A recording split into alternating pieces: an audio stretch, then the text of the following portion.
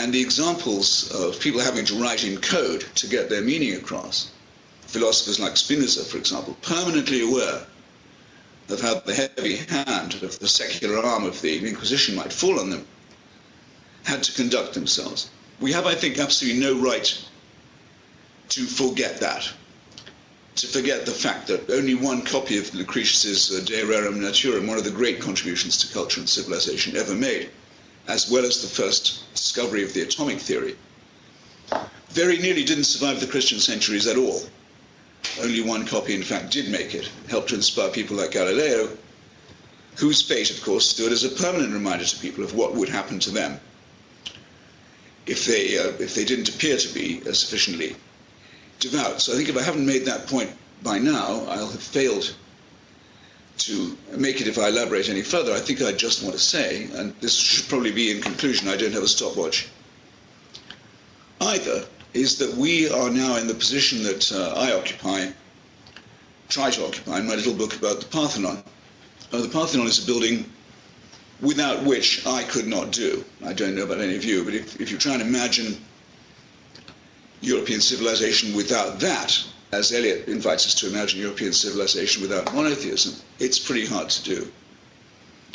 A tremendous work, and involving largely, with some slavery, but not much, largely the work of free citizens, artists and artisans of Athens. Inspired quite clearly by faith. Nobody knows anything about that religion anymore, really. Certainly nobody bothers with those gods. Nobody practices the Eleusinian mysteries. That's all gone.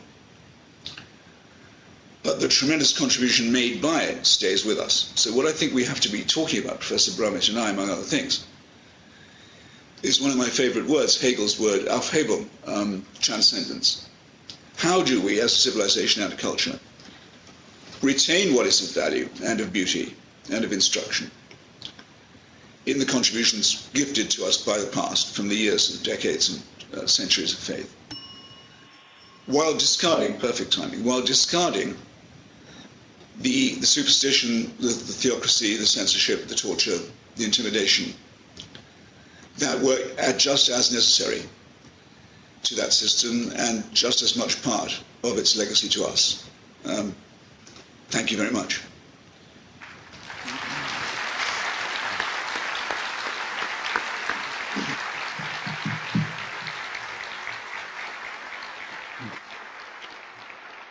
Mr. Christopher Hitchens, thank you very much for your opening statement. Somewhat creative interpretation of 10 minutes, but not too far off. Your opening statement, Dr. Barry Brummett. Yes, thank you, and what an honor it is to be here today and to share the stage, albeit electronically, with Mr. Hitchens.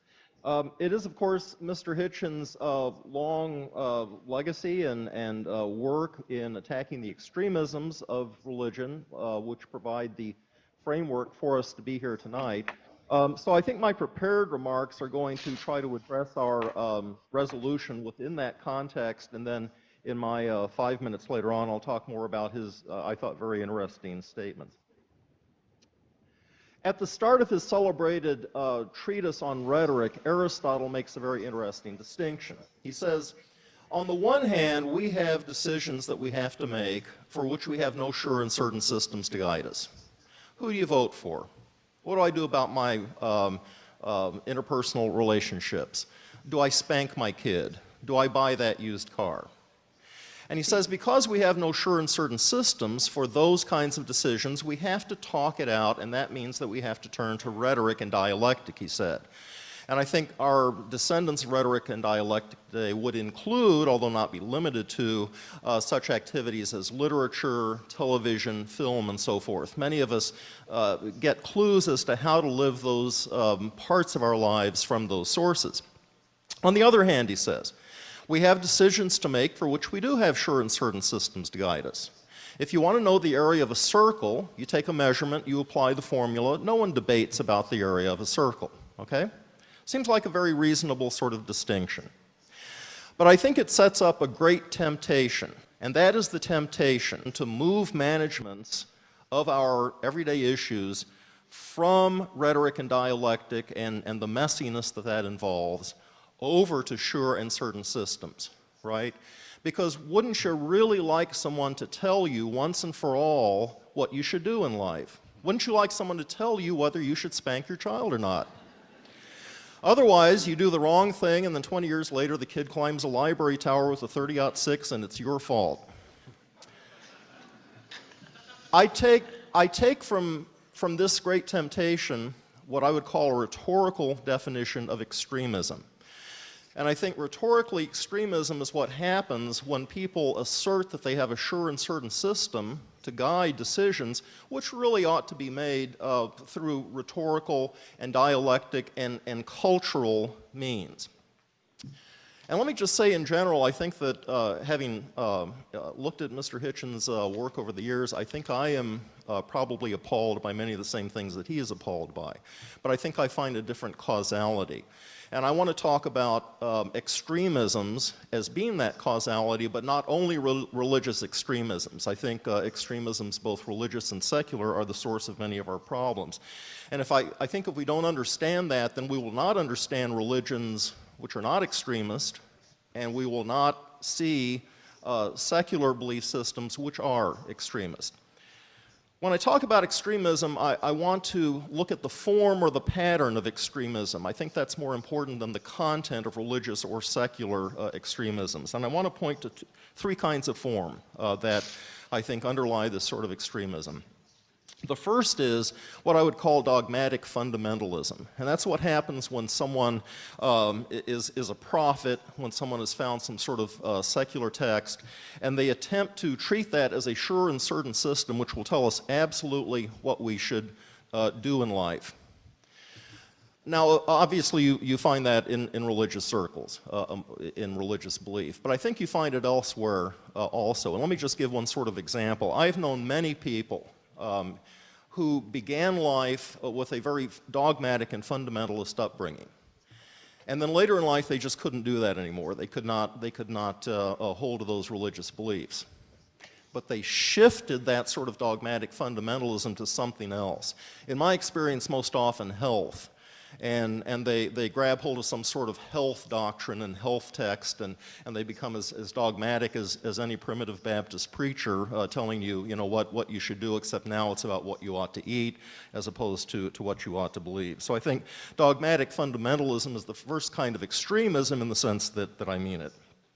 Secondly, I would point to apocalyptic belief, and I've done some research on this. An apocalyptic belief is what happens when someone gets hold of some ancient or grounding text and they say, I have a sure and certain system for understanding this text, and it means the world is going to end next Wednesday. In the United States, at any rate, we just had Harold Camping, a minister, tell us that the world is going to end on May 21st. Sadly, for students preparing for final exams, it did not. Now he says, well, it's October 21st, but this time he really means it. I think that's an extremism, and I think it's offering as a sure and certain text something that you really can't know as a sure and certain text. In fact, the Bible says you can't, but that doesn't stop people like the Reverend Camping.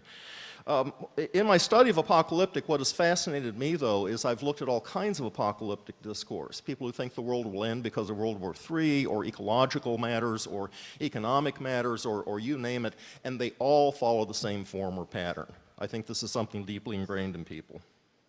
And finally, the tendency towards perfection, or what is sometimes called teleology. Of course, there is no perfection in nature, but people will sometimes give you the advice as to how one can perfect oneself. And I think some ways of thinking are more disposed toward perfectionism than others. Now here I think Mr. Hitchens is definitely on to something, because I think religion is one of those areas which lends itself toward perfectionism, toward thinking that one can come up with a perfect solution to life's problems. But I don't think it's the only one. I think it's a pattern that we find. Well, what's to be done? And again, because this is a conference on rhetoric and because I'm a rhetorician, I want to offer three rhetorical solutions as to how we can address this problem of extremism, whether we find it in religious circles or non-religious circles. The first thing that I would suggest is to turn to Rhetoric's long and somewhat uneven tradition of both affirmation and critique. Rhetoric has, throughout history, taught people what they ought to say so they can affirm something, so they can defend some sort of proposition, so they can get up in a speech and say what they think they believe. But rhetoric has also taught people how to critique and how to think about what is wrong with this proposition. Where are the holes in this? I think a lot of what you see in people who are being extremist for one reason or another, perhaps, is a failure of that second kind of training. But it really is a kind of rhetorical education. And I think people who are in the job of educating need to think about how to train people, both how do you say yes and how do you say I'm not so sure. Second thing is, I think we need to train people in the schools as to how to exploit the resources of ambiguity. Now, religion has a long history of being able to do this very well. It's called casuistry. But any religious system, in fact, any system whatsoever that's going to last for any period of time, is going to have ambiguities. And they provide a way to exploit that system and to suggest alternative ways of thinking. But people need to be trained in how to exploit those ambiguities.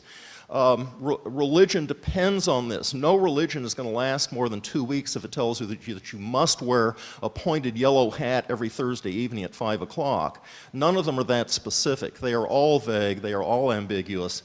And exploiting that is one way that you can do that. If you want a literary, cultural example of that, look at Inherit the Wind and look at the ways in which the character of Clarence Darrow exploited the ambiguities in William Jennings Bryan's fundamentalism, and I think that provides a good example.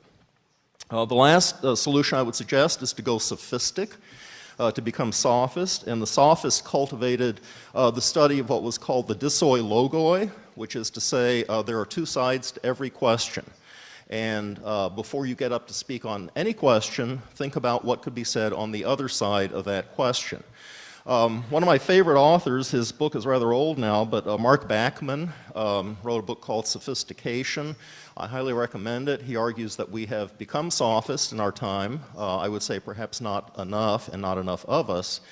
But I think training people to be able to say that whatever it is that you affirm, whatever it is that you are inclined to visit upon other people as this is a true way to think, stop and ask yourself, what's the other way to think? What could be said on the other side? And that's very much a rhetorical way of thinking. Always think about what can be said on both sides of the question.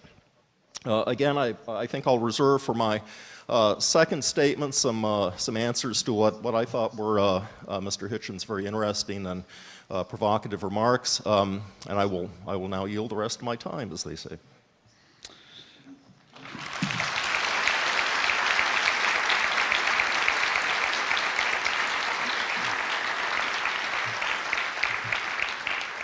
Well, you just you came in at 9:56, so you yielded 4 seconds, but that was quite remarkable. Either you're very, very good at timing your comments, or you're very lucky. But well done. There are your opening statements. So our second round is 5-minute moments of rebuttal. So it's quite obvious the way this is going to play out. Mr. Hitchens for 5 minutes, Mr. Brummett for 5 minutes, and then once again. So, Mr. Hitchens, I go to you for 5 minutes, sir. All right. If you notice, the examples I adduced of religion's often hostile attitude to culture or to what makes it possible, which is independent thought, free inquiry, and freedom of expression, is not a matter of extremists. All the examples I adduced were from the mainstream practice of the religious establishment of civilized Europe for many, many centuries. I don't believe I instanced any hedge priests or Savonarola types or anything of this sort. These were statements or positions, policies that had the force of something more than moral law for millions of people and were enforceable. I sometimes grow tired of those who seek to say, yes, well, there are extremists and fundamentalists and there are things terrible things are done and said in the name of religion, or sometimes in the name of God. It's not in the name of.